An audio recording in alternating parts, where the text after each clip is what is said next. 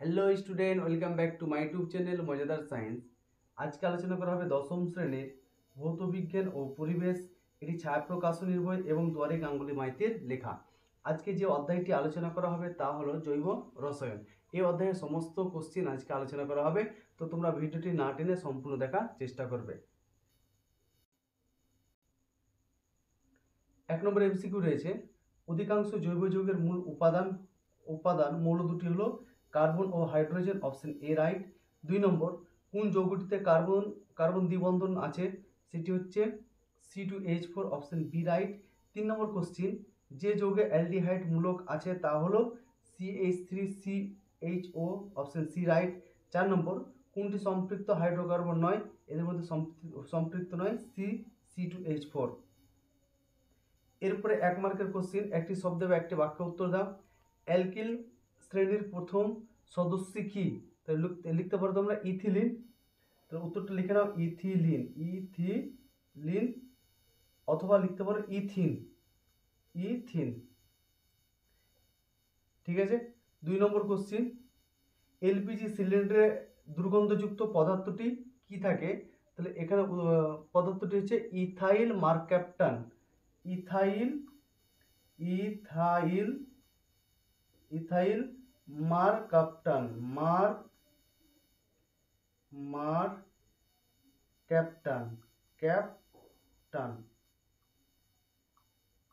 এরপরে চলে আসবো নেক্সট কোশ্চিন 3 নম্বর, ইথানল ও ডাই মিথাইল ইথারের সম্পর্ক কি? তাহলে এই দুটির মধ্যে সম্পর্ক হচ্ছে কার্যকারী মূলক ঘটিত সমবায়ব। উত্তরটা বলছে, একটু লিখে নাও, কার্যকারী মূলক ঘটিত সমবায়ব।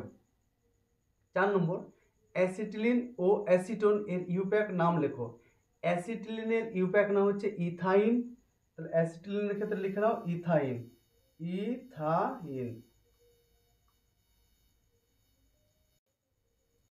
এবং অ্যাসিটোনের ইউপ্যাক নাম হচ্ছে প্রোপানন। ঠিক আছে, অ্যাসিটোনের ইউপ্যাক নাম হচ্ছে প্রোপানন। Acetone propanone.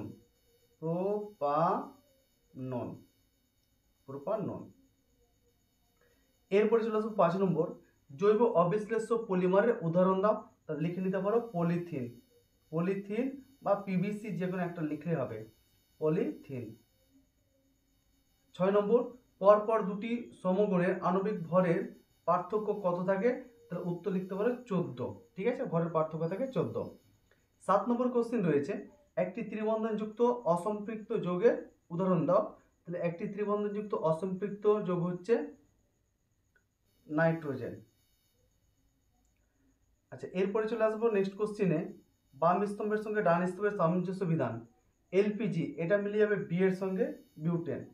সিএনজি এটা মিলে যাবে এ এর সঙ্গে মিথেন। ভিনিগার এটা মিলে যাবে ডি এর সঙ্গে। রেকটিফাইড স্পিরিট এটা মিলে যাবে সি এর সঙ্গে।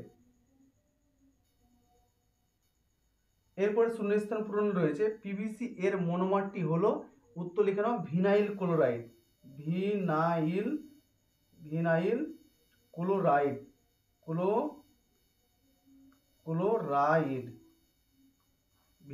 ক্লোরাইড।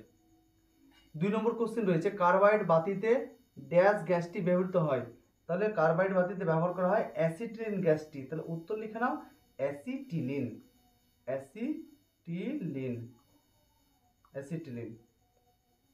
3 নম্বর কোশ্চেন, ভিনিগারের মুখ্য জৈব উপাদান। তাহলে ভিনিগারের মুখ্য জৈব উপাদান হচ্ছে অ্যাসিটিক অ্যাসিড। তাহলে উত্তর লিখে নাও অ্যাসিটিক অ্যাসিড।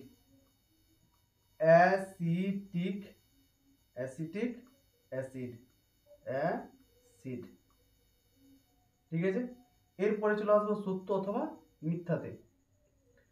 এরপরে সত্য মিথ্যা রয়েছে, এস্টারিফিকেশন বিক্রিয়াটি উভয়মুখী প্রকৃতির, এটা সত্য। 2 নম্বর, কয়লা খনির গ্যাসে মিথেন পাওয়া যায়, এটাও সত্য। 3 নম্বর, পিভিসি একটি জৈব বিশ্লেষ্য পলিমার, এটা মিথ্যা।